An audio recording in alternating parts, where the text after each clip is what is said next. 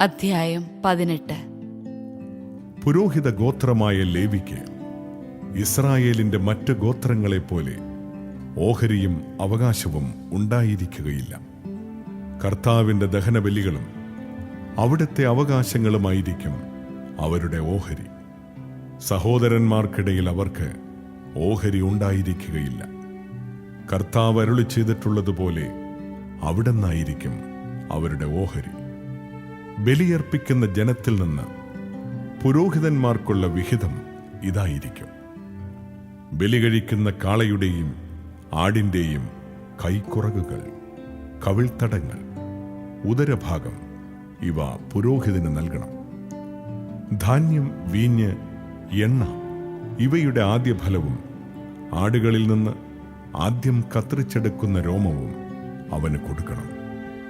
നിങ്ങളുടെ സകല ഗോത്രങ്ങളിലും നിന്ന് തൻ്റെ മുന്നിൽ നിൽക്കാനും തൻ്റെ നാമത്തിൽ ശുശ്രൂഷ ചെയ്യാനും അവനെയും അവൻ്റെ പുത്രന്മാരെയുമാണല്ലോ എന്നേക്കുമായി നിന്റെ ദൈവമായ കർത്താവ് തിരഞ്ഞെടുത്തിരിക്കുന്നത്.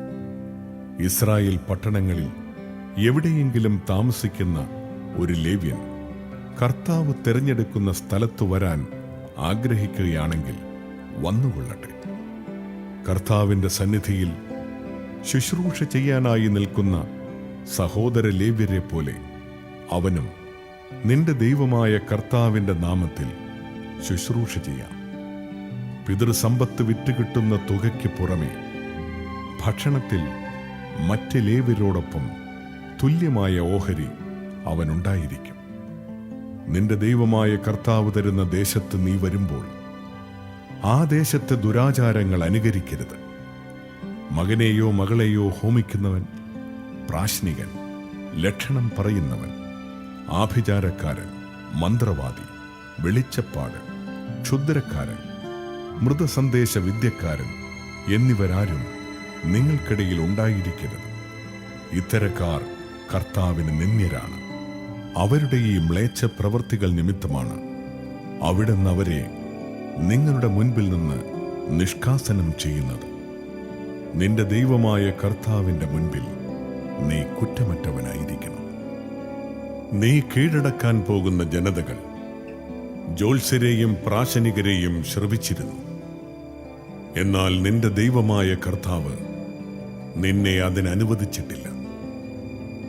നിന്റെ ദൈവമായ കർത്താവ് നിന്റെ സഹോദരങ്ങളുടെ ഇടയിൽ നിന്ന് എന്നെപ്പോലെയുള്ള ഒരു പ്രവാചകനെ നിനക്ക് വേണ്ടി അയക്കും. അവന്റെ വാക്കാണ് നീ ശ്രവിക്കേണ്ടത്. ഹോറബിൽ സമ്മേളിച്ച ദിവസം നിന്റെ ദൈവമായ കർത്താവിനോട് നീ യാചിച്ചതനുസരിച്ചാണിത്. ഞാൻ മരിക്കാതിരിക്കേണ്ടതിന് എന്റെ ദൈവമായ കർത്താവിന്റെ സ്വരം വീണ്ടും ഞാൻ കേൾക്കാതിരിക്കട്ടെ. ഈ മഹാഗ്നി ഒരിക്കലും കാണാതിരിക്കട്ടെ എന്ന് അന്ന് നീ പറഞ്ഞു. അന്ന് കർത്താവ് എന്നോട് അരുളി ചെയ്തു: അവർ പറഞ്ഞതെല്ലാം നന്നായിരിക്കുന്നു. അവരുടെ സഹോദരന്മാരുടെ ഇടയിൽ നിന്ന് നിന്നെപ്പോലുള്ള ഒരു പ്രവാചകനെ ഞാൻ അവർക്ക് വേണ്ടി അയക്കും. എന്റെ വാക്കുകൾ ഞാൻ അവന്റെ നാവിൽ നിക്ഷേപിക്കും. ഞാൻ കൽപ്പിക്കുന്നതെല്ലാം അവൻ അവരോട് പറയും. എന്റെ നാമത്തിൽ അവൻ പറയുന്ന എന്റെ വാക്കുകൾ ശ്രവിക്കാത്തവരോട് ഞാൻ തന്നെ പ്രതികാരം ചെയ്യും. എന്നാൽ ഒരു പ്രവാചകൻ ഞാൻ കൽപ്പിക്കാത്ത കാര്യം എന്റെ നാമത്തിൽ പറയുകയോ അന്യദേവന്മാരുടെ നാമത്തിൽ സംസാരിക്കുകയോ ചെയ്താൽ ആ പ്രവാചകൻ വധിക്കപ്പെടണം. കർത്താവ് അരുളി ചെയ്യാത്തതാണ് ഒരു പ്രവാചകന്റെ വാക്കെന്ന് ഞാൻ എങ്ങനെ അറിയും എന്ന് നീ മനസ്സാ ചോദിച്ചേക്കാം. ഒരു പ്രവാചകൻ കർത്താവിന്റെ നാമത്തിൽ സംസാരിച്ചിട്ട് അത് സംഭവിക്കാതിരിക്കുകയോ സഫലമാകാതിരിക്കുകയോ ചെയ്താൽ ആ വാക്ക് കർത്താവ് അരുളി ചെയ്തിട്ടുള്ളതല്ല. ആ പ്രവാചകൻ അവിവേകത്തോടെ സ്വയം സംസാരിച്ചതാണ്. നീ അവനെ ഭയപ്പെടേണ്ട.